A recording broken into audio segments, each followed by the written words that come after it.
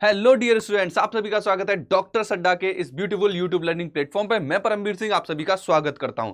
बच्चों, आंसर की आ चुकी है। अब सवाल यहां पे उठेगा उन क्वेश्चंस के लिए जो आपको लगता है सही है मगर एनटीए ने उनका आंसर कुछ और दिया हुआ है। मतलब बात निकल के आएगी कि आप कुछ क्वेश्चंस पे जो आपने सही किए आपके अकॉर्डिंग सही है मगर एनटीए ने उनका आंसर कुछ अलग दिया है, तो आप उस पर चैलेंज कर सकते हैं। उन्हीं क्वेश्चन में से एक क्वेश्चन आपके सामने जरूर है बॉटनी वाले पार्ट से, जिसको मैं डिस्कस करूंगा। बॉटनी का कंट्रोवर्शियल क्वेश्चन, हालांकि इस पे हम ऑलरेडी डिटेल वीडियो बना चुके हैं, बट यहां पे क्योंकि आंसर शीट आ चुकी है उसमें आंसर मेंशन कर दिया गया है, फिर से जरूरत है एक बार और इसको क्लियर करने की। तो बच्चों, यहां पे ये क्वेश्चन आप देख सकते हो। इस क्वेश्चन में कई सारे बच्चों ने क्लेम किया था कि यस सर लैंग्वेज गलत है।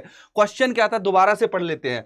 In an ecosystem if net primary productivity जो है किसी इकोसिस्टम की फर्स्ट ट्रॉपिक लेवल पे जो नेट प्राइमरी प्रोडक्टिविटी है वो कितनी दी हुई है, 100x।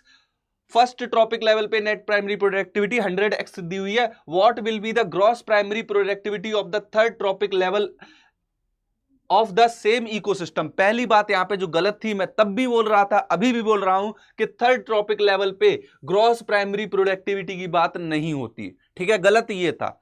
हालांकि एनटीए ने इसका आंसर बी किया हुआ है। आंसर क्या दिया है, इसका सेकंड आंसर दिया है। मैं एक्सप्लेन भी कर देता हूं, लॉजिकली आंसर बी भी आ जाएगा। कई सारे बच्चे इस क्वेश्चन में ए पे भी जा रहे थे, A1x आंसर भी आ सकता है और 10x भी आंसर आ सकता है। इस पे तो डिटेल वीडियो बनी हुई है कि कैसे 10x आ सकता है, कैसे x आ सकता है। हल्का सा हिंट फिर से दे देता हूं मैं आपको। यहां पे आप एक चीज नोटिस करिए कि प्रोडक्टिविटी की जब भी बात की जाती है तो एनसीईआरटी में खुद ही लिखा हुआ है rate of biomass production is called productivity. किस दर से बायोमास प्रोड्यूस हो रहा है उसको प्रोडक्टिविटी बोलेंगे। और इसको ग्राम पर ईयर में मेंशन कर सकते हैं, मतलब वेट के रेस्पेक्ट में भी मेंशन कर सकते हो, एनर्जी के रेस्पेक्ट में मतलब किलो कैलोरी के रेस्पेक्ट में भी कंसीडर कर सकते हो। It can be divided into gross primary productivity and net primary productivity. Concept समझो ग्रॉस का और नेट का, फिर आगे बढ़ेंगे। ग्रॉस में क्या होता है कि जो प्रोड्यूसर प्लांट है वो जितना भी प्रोडक्शन करेगा, जितना भी बायोमास प्रोड्यूस करेगा, उसमें से ऑब्वियस सी बात है वो रेस्पिरेशन करेगा, हीट के फॉर्म में एनर्जी को लॉस भी करेगा। ठीक है, रेस्पिरेशन करेगा। रेस्पिरेशन से हटाने के बाद जो बची हुई प्रोडक्टिविटी है वो क्या है, नेट प्राइमरी प्रोडक्टिविटी है। ठीक है, आगे देखिए।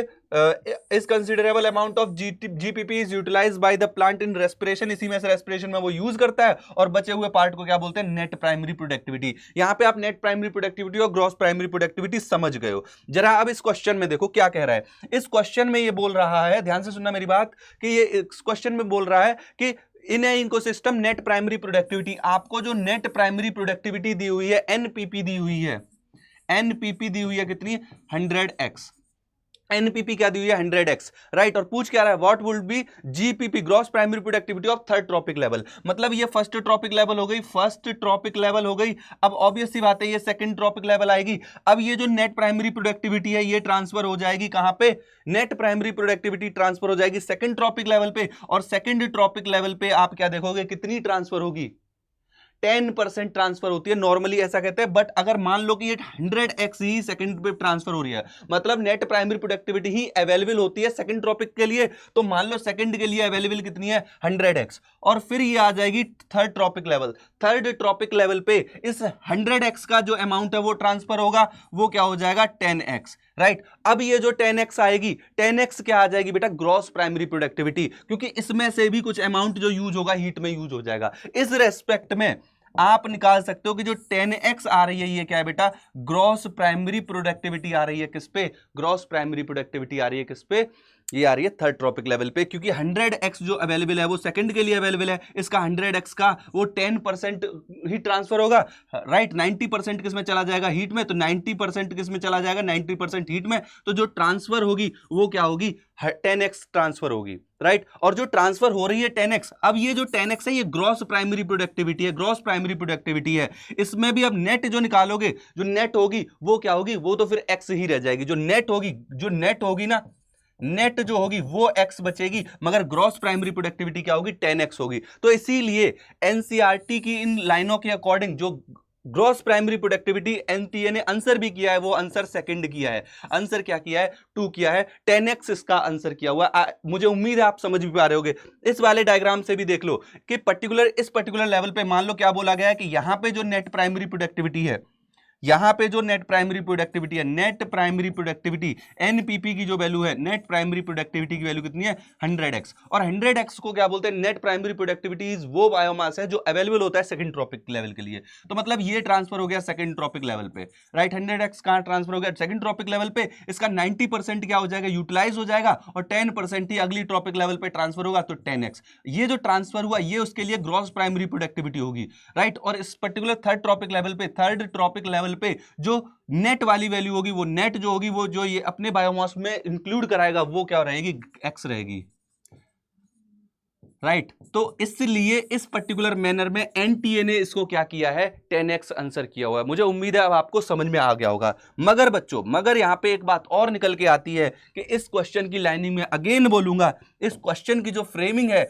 वो अभी भी सही नहीं है। तो कई सारे बच्चे जिन्होंने x किया है या 10x किया है, देखो 10x कैसे आ रहा है, x भी समझ लो, x इस रेस्पेक्ट में आ रहा है कि नेट प्राइमरी प्रोडक्टिविटी का 10% यहां पे गया, तो यहां पे 10x बचेगा, और उसका 10x का जो ट्रांसफर हो रहा है वो कितना हो रहा है, x हो रहा है। यहां पे 100x है, 100 का 10x पहुंचेगा, 10x का जो पहुंचेगा वो x पहुंचेगा, इस रेस्पेक्ट में x भी आ रहा है, राइट।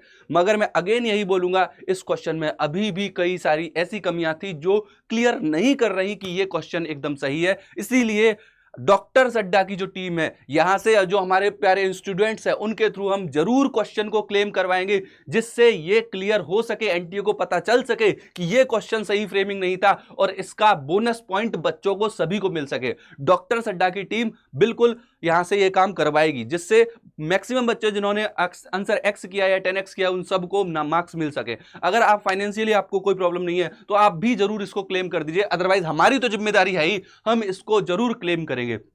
तो बच्चों, इसका आंसर सेकंड आ चुका है, एनटीए के अकॉर्डिंग दिस इज ट्रू। यहां पे उसने कोई बोनस मार्क्स नहीं दिया है, the answer is second. Okay, तो यहां पे इस पार्ट को एंड अप करते हैं। इसी तरीके की और इंफॉर्मेशन के लिए जरूर चैनल को सब्सक्राइब कर लीजिए, वीडियो को लाइक कर दीजिएगा। मिलते हैं नेक्स्ट सेशन में, बाय बाय, टेक केयर।